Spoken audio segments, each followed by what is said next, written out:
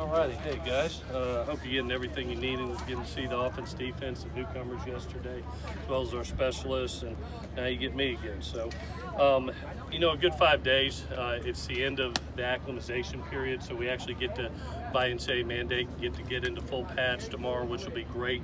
It'll show us a lot more. Usually in these first couple days, you really get to notice the skill, and now with full pads getting on, it's going to be nice to really gauge the running backs, gauge the offensive and defensive line, and really see the guys in the trenches. From a skill point of view, the one thing that has standed out to me offensively has been the play of the big tight ends. What it's allowed us to do is move Drake around a bunch, both outside and inside. Josh Fowler's making plays, Epps is making plays, Jude Wolf, EK, Trigg. It's been really nice to have those big targets. Because of that, we're pushing the ball down the field with Keenan some, and I've been really impressed with his down the field accuracy in that. So it's been good that way. Defensively, what I've noticed is really T.O.'s personality rubbing off on the defense. I think they're playing really fast, playing really violent, and with a lot of discipline. And he's done an amazing job with them. As you hit those big plays, Keenan's hitting those big plays, in those one-on-one situations, that's the other side of it. We want to eliminate those defensively, and we'll get more of those opportunities. But really looking forward to tomorrow. There'll be some live tackling opportunities for us. It's the first time to be able to do that by NCAA mandate, so it should be a great day. With that, I'll take any questions that you got. Could you provide updates on Gary Bryant, Keontae Ingram, and Darwin Barlow, please? Heard Gary. Who was the other two? Barlow and Ingram. Okay, yep. Gary's just got a little hamstring, as well as Barlow. Held them for today. They're day to day. Don't think it's too bad. And Ingram, Keontae just had a little bit of an ankle, so we held him today. Hopefully, we'll get him back here shortly. I don't see it being extended, right? Is Epps okay too? Epps had a little bit of a turf toe today in the middle of practice. He got it over and inside, so we'll see where that goes to. Is there any other roster personnel changes? Not that I know of right now. No. Say that one more time. Tafono? Yeah, Manny is back home right now with his family. He's got a couple personal things going on. Hopefully we'll see him back here in the near future. Nice to have Drake Jackson. Yeah, definitely, Ryan. Good to have him back. Obviously, he's got to go through the acclimatization period. Whenever you start. So you'll see him in helmets for 2 days. This was day 1, 2, 3 days of shells, and then full pads. So you really start getting him active next week. We're really going to worry about just moving him around, getting conditioning, getting a couple extra lifts, and really prepare him for next week. Do you worry about how much that sets him back, just given the acclimatization period and the fact that he did miss those? No, obviously going into his third year, Ryan, I mean, from a schematic standpoint, he's going to be fine. I'm more worried about him being in football shape, getting his feet up underneath him, and he's such a special athlete. It's going to be like that. Just we'll take it slow and easy, and I expect him to be full go by next week. So tomorrow, you obviously get to look forward to assessing the guys in pads. But what do the kids think about putting the pads on, and actually starting to hit somebody for the first time? I think they've been raring for it for the last 2 days, to be honest with you. It's been nice here to have a little bit of chippiness, and you always you hope you have to pull it back. You don't have to push them forward. And there's been some really competitive atmosphere out here. And I think the guys are looking forward to getting out here, getting full pads on, getting some tackling opportunities, some live play opportunities tomorrow. So it'll be a good day. We're looking forward to it. Cortland and Jonah have been rotating at left tackle. What do you see from each of those guys there on an individual basis? Yeah, we've really had that 3-man rotation going, Jalen in there too. We're really trying to find the best 5 and where they fit. I'll credit Jonah. I think he's really coming on. His athleticism and his strength that he has put on with Coach Steiner over the summer has really shined through, and the lights kind of clicked on for him. So he's really in that rotation. The key for us over these next practices, these next 2 scrimmages over the next 2 weeks, is really to find the best 5 and where they fit in. So you've got guys like Jalen and Cortland and Jonah going at it interiorly. You got Liam Jimmins and Voorhees, and we're even mixing in Dedich right now. He's doing a good job. Liam Douglas is doing a great job. So we'll find the best 5 by that first game. But these live practices will help us a lot in those evaluations. I know we talked a lot about Jonah and Cortland, but in terms of that battle, what do you hope to see from Jalen, or would you like to see him work on, especially over the next couple of weeks? Yeah, he's done a great job, I think, and he really worked on the narrowing his base a little bit and not being so wide. He's really done a nice job of getting his body under control and showing his athleticism. He's worked hard on it.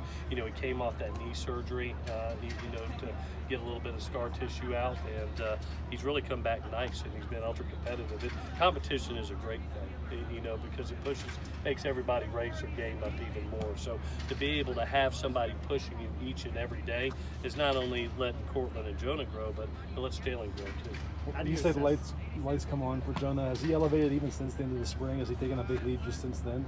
Yeah, definitely. We saw it about halfway through spring, and then we thought he had an unbelievable summer, one of the best summers, of any kid out here. And then it's showing on the field, and he's doing some really good things at both positions. He's really established himself as a possibility of one of those 5 guys. He's earned the right to him and Cortland to be in that competition. How do you assess the progress Miller's made this spring? Yeah, you know what? What I've always been impressed by Miller, he's so disciplined in going through his reads and making the right decisions. And you could see his comfort level even grow more as we've gone into this camp. Yesterday, I thought he had one of his better practices of just diagnosing coverages and being disciplined and taking what the defense gives him. Obviously, he throws an accurate ball, and he has taken a step forward since spring. You really can see it. With that offensive line battle, what are you looking for to determine the best 5? Yeah, first of all, obviously we're a 55 to 60% pass team. Pass protection is going to be key, shotgun, in that, and being able to keep Keaton upright. He's had 2 injuries over the last 2 years, and as long as he's standing upright and healthy, we're in a good situation.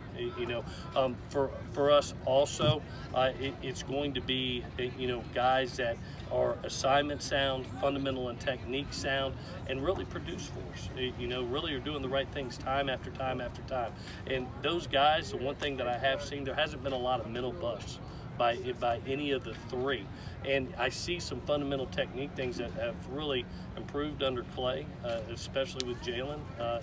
Some of the things that he's doing has really helped Jalen. So it's something that I think from an assignment standpoint, fundamental technique standpoint, and just production, of keeping Keaton upright and helping in the run game, that's going to determine. When was Taj Washington first on your radar? I have to credit Spencer Harris and our personnel department, because as you're really working as hard as you can to get a team ready to play, you got guys that are daily looking at who's just hit the free agent market, and being able to get those people in front of you and make cut-ups so you can evaluate it as a staff, and whether it was Keontae Ingram, whether it was Darwin Barlow, whether it was Taj Washington or Katie Nixon, it felt like the day that they went in, it was like, hey coach, this guy's come available. We think he fits us, system, he's productive. And take a look at him. We do the research on what type of person they are. Do they fit their culture? And we've really hit some home runs. With guys that I think are going to help us this year. And Taj is one of them. In terms of those transfers, obviously they have to come and fit the culture. What have they brought in terms of personality and kind of that rubbing off on you guys? Yeah, what really hit home to me is they got a veteran style of personality. You think of Katie Nixon, 103 receptions. He's played a lot of ball. Keontae Ingram, 2,000 yards worth of rushing, has played a lot of ball. Taj Washington, freshman All-American, has played a lot of football. Even Jake Smith, I know he's not going to be out here this year, but a guy that has really been productive. So it wasn't a guessing game of what they could do. It was evident on tape. We weren't taking a chance on anybody. We saw a fit for our system with guys that were ultra productive, and then getting to know them as people. It was like, oh my gosh, this is a perfect culture fit by their work ethic.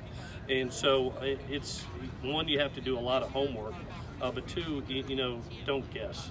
We've been very fortunate to sign some really talented freshmen, and we lost 7 guys to the NFL that we thought we needed to bring some veteran help in this year, and those guys have stepped in, and they're going to be productive this year. So nice to see. Let's go 2 more. We saw Stanley get some first team work at nose tackle.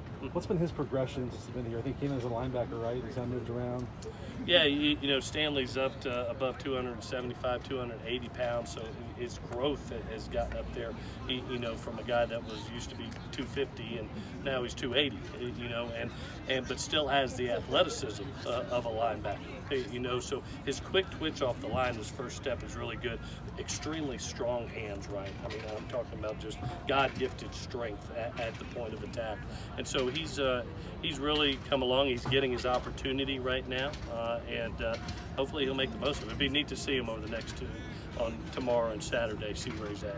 You mentioned 7 offensive linemen today, Edith and Portland Ford and starting guys. Where is Caden Stevens, Jason Rodriguez, and yeah, guys like you that? actually saw him on that last 6 plays. If you saw, it was really neat to watch. You know, a Max come along and Mason Murphy come along, and those guys. Jason Rodriguez has really done a nice job for us. We're deep at the position right now, which is really nice. You know, we got a true 3 deep. We got, you know, 4 seniors that are up top right now. They got a lot of veterans, but we're able to grow some young guys, which is really nice. So it was neat to see, you know, in that red zone period right there, we took the last portion of that, the last third of that period, and just said, hey, let's see our young guys. And it's going to be nice to see them on tape. They're going to get a lot of opportunity tomorrow, Scott, as well as Saturday, now that they've really had 5 days in the playbook, and kind of see where they're at and get reality. It was really nice there. They made some really nice plays. I know this, they're big men. They're huge people. It's going to be neat to watch them grow up and help us. All righty, guys. Thank you. Thank you.